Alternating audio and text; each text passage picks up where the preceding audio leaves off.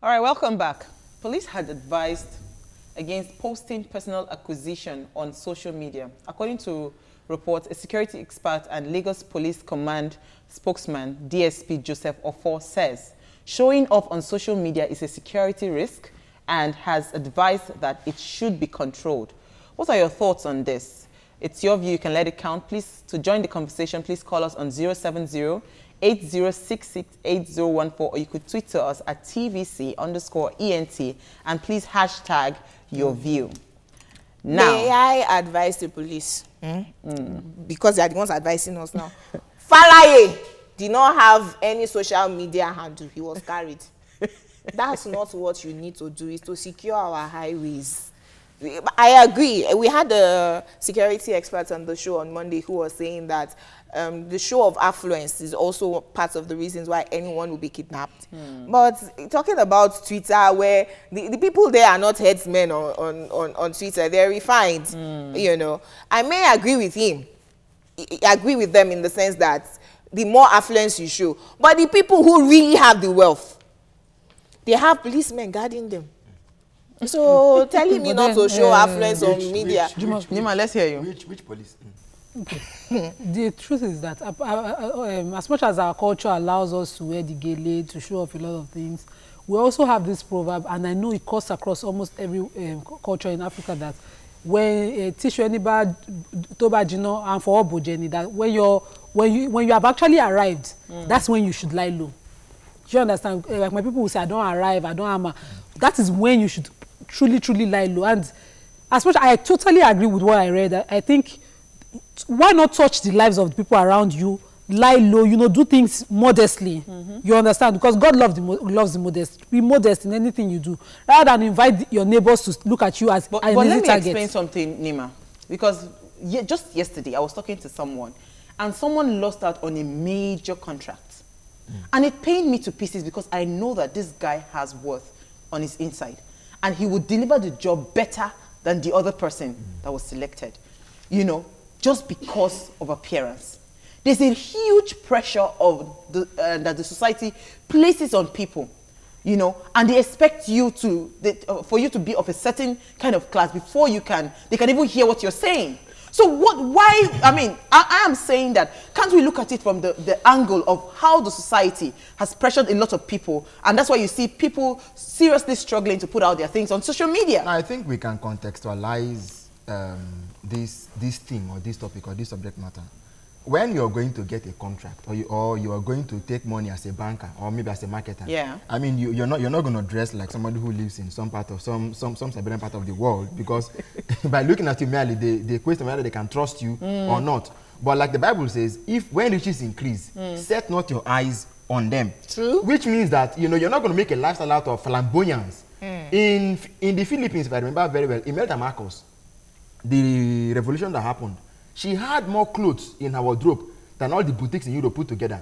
So that argument of she had 3,000 shoes, she was arguing that she didn't have that she only had 1,060. And I'm asking, even with 1,060, or the wife of the French king, that when they went and met her and said we are done a famine, she said she was making a thing and said, you put sugar and look for milk and bread to eat. You know, I mean, you make a lot of flamboyance and use that as a means of oppressing someone else psychologically. When you start putting those things on Facebook, on Twitter, on Instagram, there's an Igbo saying that he who brings in maggots in the day should not be angry when lizards visit him in the night. Yes. So you are advertising yourself. You're going to attract both good and bad. But wait, I mean, you are just looking at it from this. I am saying that, for instance, now, you want to get an endorsement with a big company. It is you that you are out there. Hold on. No. Listen. No. A lot of times, I still strongly believe that it's a deeper issue than what we think. The society has put a lot of pressure on people, and you see people struggling. I know that it is possible that it is the people that are really, that don't really have anything, that struggle to put themselves out there. But who has made this thing, you know, to trend? Because if you look at all over social media, people are flaunting their houses, flaunting their cars, because that is the person that they consider relevant. They're two different things. why I say there are two different things. I totally agree with you that the society has put pressure on people to be materialistic rather than having content within.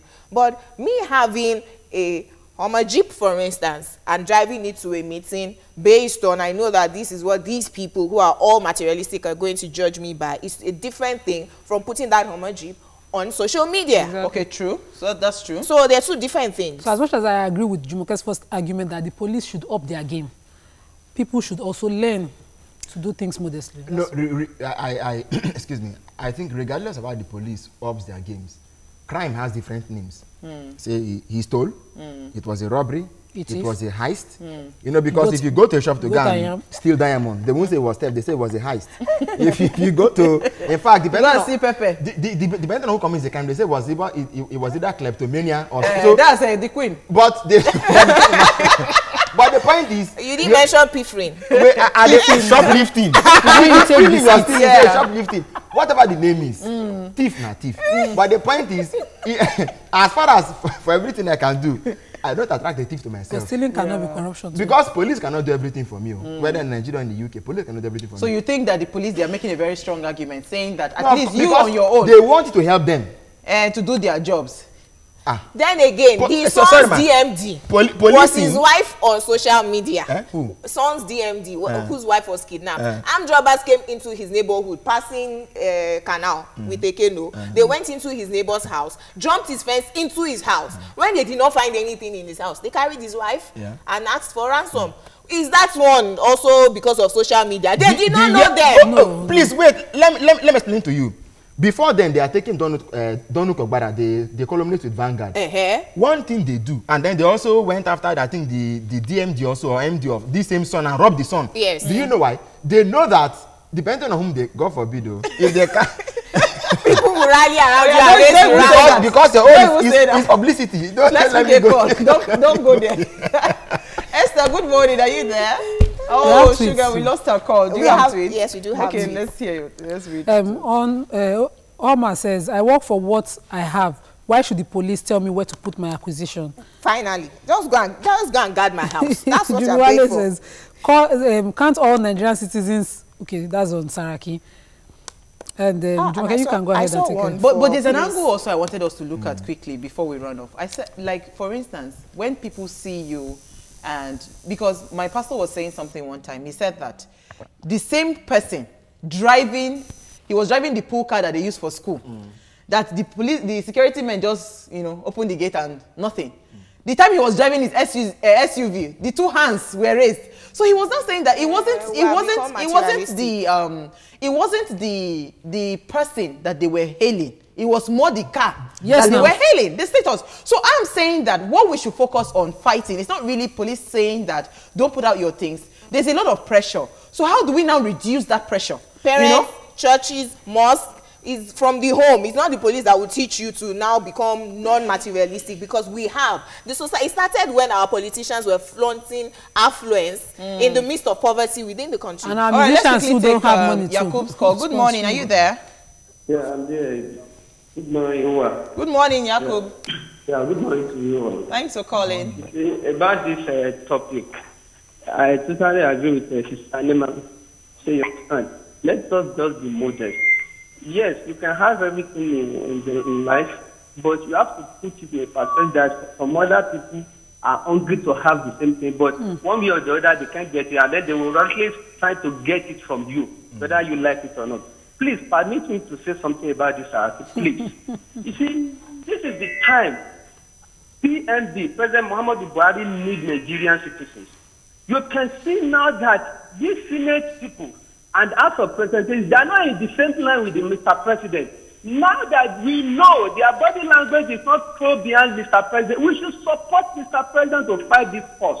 So in Nigeria, we are using this opportunity to call all of us that if these people are trying to play with our president. Okay, two tweets. JJ says, our Nigerian musicians do that a lot. When they haven't arrived, even some will snap with houses that does not belong to them in Nigeria. Olusoji Akiyemi says, I don't think it is proper to display our acquisitions on social media for so many reasons. All right. Pearl, last one. I think what the police was trying to say is that we all should be security conscious. Okay, I I agree think with that's that. all we can take on Because hot topics. Up next, we discuss the Treasury single account on Let's Talk. Please stay with us. We'll be right back.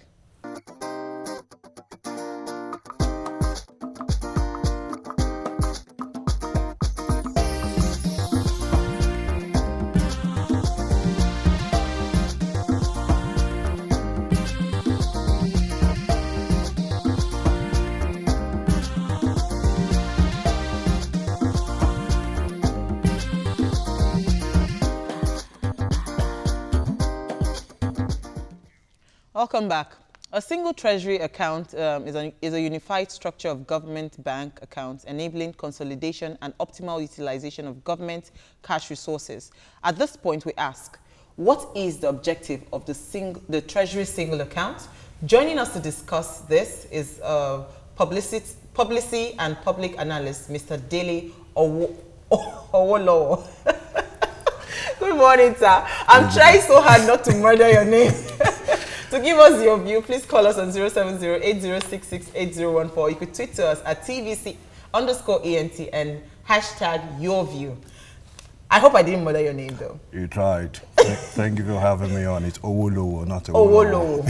Thank you so much for coming. Thank you for having me on. Thank you very much. All right. President Buhari came into power and he decided that we need to have a single treasury account in the Federation. What are your views on that? It's a good policy by the president. Just like you mentioned, there's a lot of words in there that the ordinary person would struggle to understand. It's best to understand this from a layman's point of view. Basically, in line with the president's anti-corruption agenda, this fits in with it, which is to streamline the accounts of all the major corporations, MDAs. I would try not to say MAD today. I usually say that. Just MDAs, okay. So the MDAs, all of them, to put all their accounts in one source so that it's easier to manage them, it's easier to track them, no duplicity of funds or taxes, so that when they need to remit the necessary monies into their accounts, they can be tracked. When they have all these commercial banks and they put the money there, the money is almost like free money to the commercial banks. The commercial banks can do what they like with this money. And go to sleep. And go to sleep. Well, they actually do go to sleep. And then they give us this money back, double-digit interest rate. So with this money, streamlined into one account, apart from the fact that it's in line with the president's agenda, it also makes the bank sit up. Okay. For now, we don't really have what we might call a banking sector. But this tracing that you're talking about, tracing funds, ensuring that you're able to track them, is it not possible to do it with the existing, I mean, the former structure that was, in existence?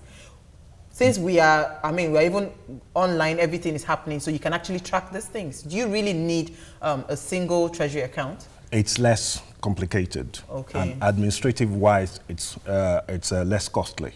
Okay. Because instead of tracking series of commercial banks, I don't know if those who are old enough, during the 2.8 billion saga, during the President Buhari's time, this was one of the reasons that cropped up then, that was lodged in one account. They couldn't trace it, they couldn't track it. It was stored in another person's account. It earned interest, it didn't earn interest. The whole thing went to and fro. At the end of it, we got nothing. So if it's all in one bank, it is easily traceable. Easily traceable. Okay, but there are some MDAs, some corporations like the NNPC, who have asked to be removed from this single treasury account. And the NNPC in particular is the major loophole through which corruption has thrived in Nigeria.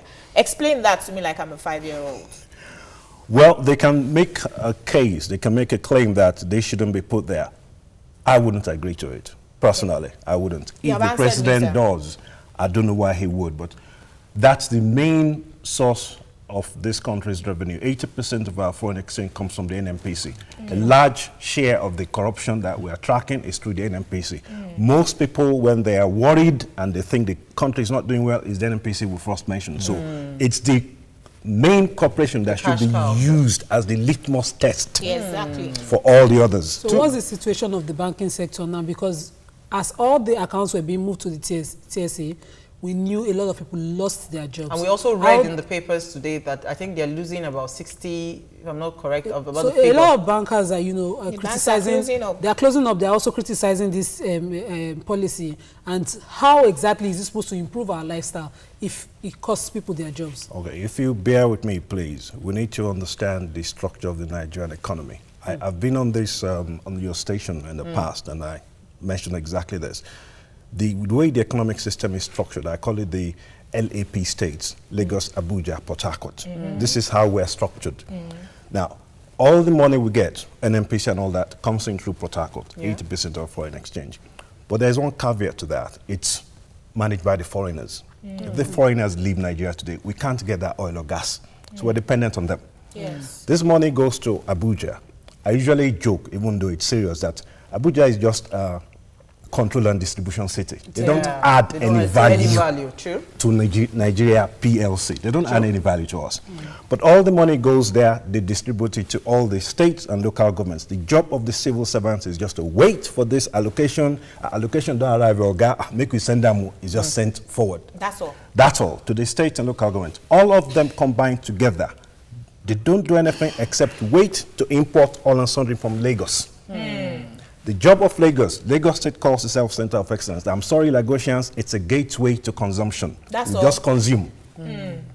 If you go on Google, I've said this on almost every media I've been to, and Google something called Import-Export Container Ratio Nigeria.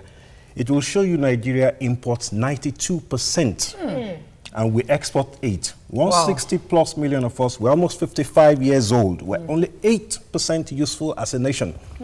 All this comes in through Lagos. If you go to every market in Lagos State, Oyingbo, Oshodi, Orile, Mile 2, Mile 12, take away every imported product. You won't Nothing find anything left. there. Whatever is left, that's the real Lagos State. Pure water. Thank you, madam. Now, the banking sector funds this. This 92% is funded by the banking sector. Take away the oil and gas, administrative structure of Abuja and all the state governments, and the corporate structure. Let me see what is left in the banking sector portfolio. They don't have anything left. Nothing. That's why they're closing Banking down. sector depends on this. Basically, 34 states in Nigeria are near useless. They don't add any value to Nigeria. Sorry to cut you short. Yes, At one time, they were doing so much in the stock exchange. It was always the banks who were making the gainers list, So what exactly were they doing as business? Because I would have thought their loans and all that were getting them, you know. Madam, they were just They moving were funds carrying around. government They were just money. moving funds around. That's all. Now, we have the real banks. If they can survive without this, the excellent thing about this TSA thing is if it can channel the focus, re-strategize the banks, force them to channel money to the rest 34 states of the country and make them useful and earn money for Nigeria PLC, then that TSA will have achieved But then something government useful. policies too affect them. Yeah. Because government Let's policies hear are from against you. mining and all that. So what would the states be actually doing as business? Not about mining. Mining is expensive, very expensive. Start with agric. Start with a lot of these small businesses. Textile. The textile, cattle rearers, furniture Entrepreneurs, makers, basically. entrepreneurs. They're all over the nation. There is no local government in Nigeria without an agricultural resource, human resource, or natural. We all have it. Water, fish. Everything is there. Channel all this together. Combine the education sector, transport sector, admin sector, put them all together. Let us fuse as a nation. Let the banks fund that. The banks are killing us. We're in a kind of economic cannibalism. The banks are funding an economic cannibalism. We are killing ourselves. The bank is funding this. Now, if the banks can be channeled towards these other states, fine. Can you, okay, just one thing before I will listen to you, my brother. When I mentioned about Lagos State is about 50–60% of this country's commercial activity combined. Lagos State is the smallest state. Yes, so all the other states are near useless to Nigeria PLC. Near useless. Now, can you imagine over 4 or 5 years, each state increases its commercial activity by 5%, 4 or 5 years. 5 times 30 states, that's 150. Can you try to imagine that? But we have only Lagos State, which is not even contributing to Nigeria. It's only dependent on this import-export. That's what Lagos State earns its revenue on. Take away all this. Lagos State cannot survive on itself. They say it has the best idea. No, it doesn't. Lagos State feeds off Nigeria's import consumption appetite. It can't stand on its own. Take away that. It can't stand. So we think Lagos State has money. It doesn't have money. Yeah, but I producing anything. Go ahead, sir. Yeah, but I was going to come in from the angle of the adjustment of the cash reserve requirement, you know, which the CBN has brought up. So far, I think, I mean, the CBN has talked about no more devaluation, because I don't want to look at the TSA thing in isolation, really. The broader picture of the economy is that because there's no fulcrum on which we can say a national economic policy at the moment, the CBN is taking initiative from here, because, I mean, they are saying that because the liquidity crisis that the TSA has brought, they are trying to shore up some kind of, how far can this go? Because, I mean, the CBN, of course, will do it on interventionist thing, but how far can that go? Okay, sorry, Mr. Dele, let's quickly take a commercial break. Because we'll answer this your long question. When we come back, more on the single treasury account. Please stay with us. We'll be right back.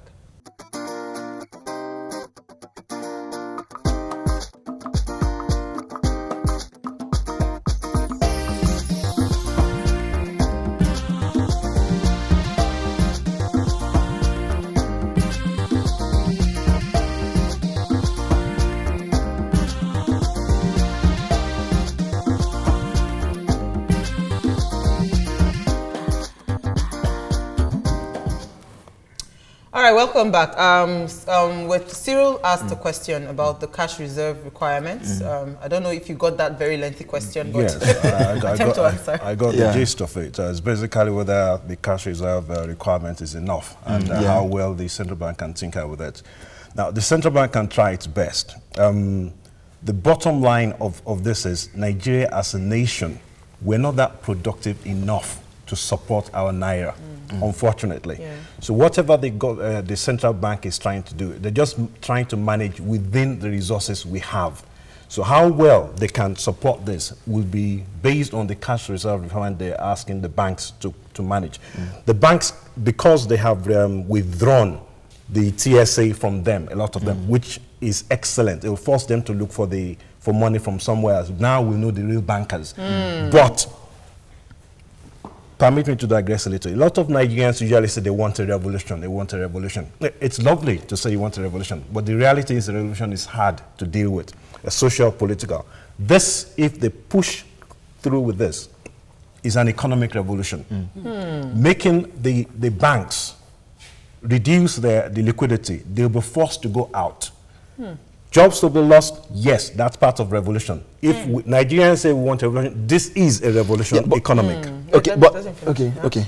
So this cash reserve requirement, it will be reduced. There is no choice. They can't increase it. We don't have the base to do that. So for this to move on, if it turns round, it'll take maybe 2-3 years, I'm not sure, that if they are forced to go to the rest 34 states to become productive, we have more goods going out. When we have more goods going out, our foreign reserves go up, our currency value gets better, then we have access to international finance at less interest rate. Then the banks can function. Before then, it's not going to happen. You mentioned something about 5% Lagos State, and you said 150% other states. Yes. Can you please break that down? Yes, what I meant was that Lagos State, as small as it is, takes about 50 to 60% of Nigeria's total commercial activities. 50 to 60. Now, if one of the smallest states can handle this, that means we have 35 almost useless states doing nothing, adding no value to Nigeria Inc. Now, if you can imagine 5% in each state increase in commercial activity over the next 4 or 5 years, imagine that times that by 30, that's 150. Yes. Useful states to Nigeria. The states should be adding to Nigeria's coffers, so not even taking. Even if it's a tiny percentage. Even if it's a tiny percentage. We're not expecting even if it's more that's the one state is producing. That's so true. So let's quickly take a call. Hassan, good morning. Are you there? Yeah, good morning, everybody. Good morning, Mr. Hassan. This is a very interesting topic.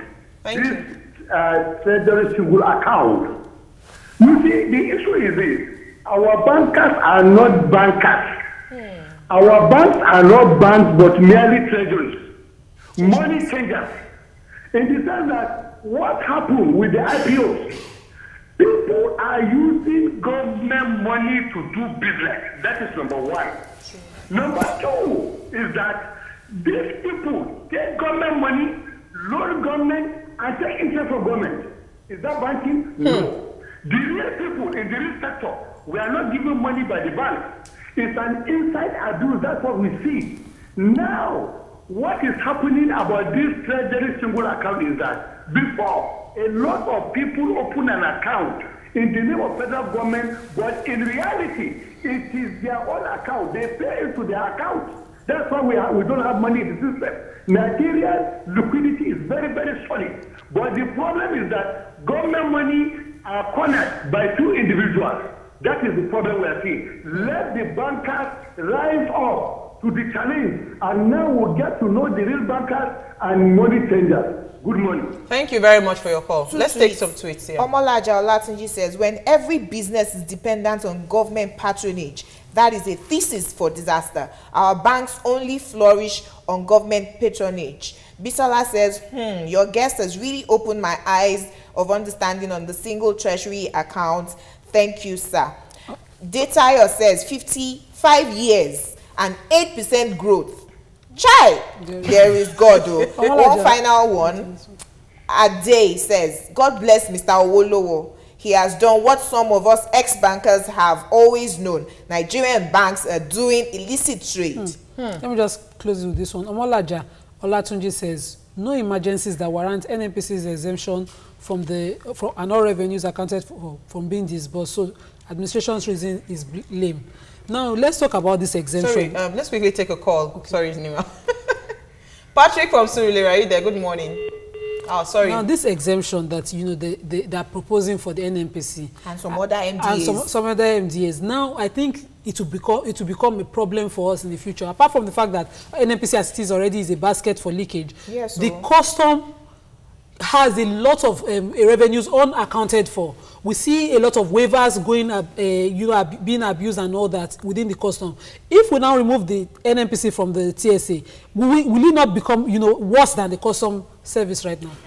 Yes, that will happen. Can I just correct something from there? The 8% I mentioned is about the containers we export, not our growth rate, just to clarify that. Yeah. Now, on this issue, I don't know how much intestinal fortitude the president has got, but he really has to exempt no one. The NNPC should be the litmus test. Exactly. It should be the example that to lay down the marker for all the other corporations.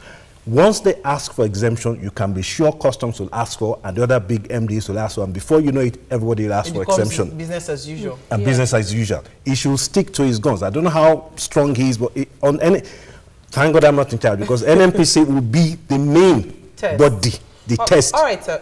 So now, moving forward, what is our way forward now with this single treasury account? Like, in closing, what should we be like looking out for, like indicators to see if this thing is actually achieving its purpose?